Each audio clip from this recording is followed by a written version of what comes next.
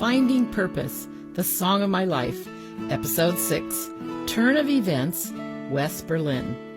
It was the summer month of July, 1970.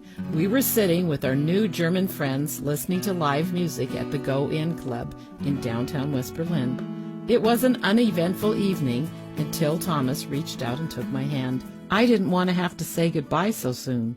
I was leaving on a plane out of West Berlin the very next afternoon with my sister, and I was torn between my feelings and our travel plans at the moment.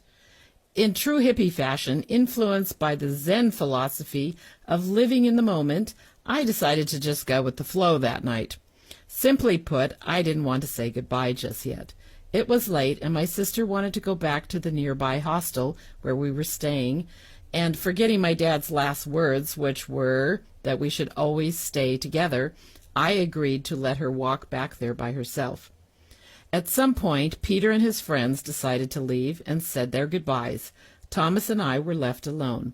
He offered to show me another music venue down the street and suggested we get some pizza at the nearby kiosk along the way. We walked along the brightly lit boulevard Kurfürstendamm that he called the Kudamm. Besides that it was the main attraction for tourists, with all kinds of shops and cafes, it seemed to be the area where lots of hippies hung out at night.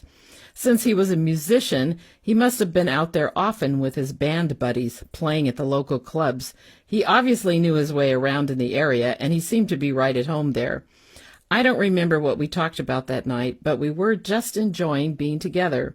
As the sun was coming up, we headed for the hippies' gathering place on the steps around the famous Kaiser Wilhelm Church called the Gedächtniskirche. I guess Thomas thought this would be a nice place to finally say goodbye and part ways.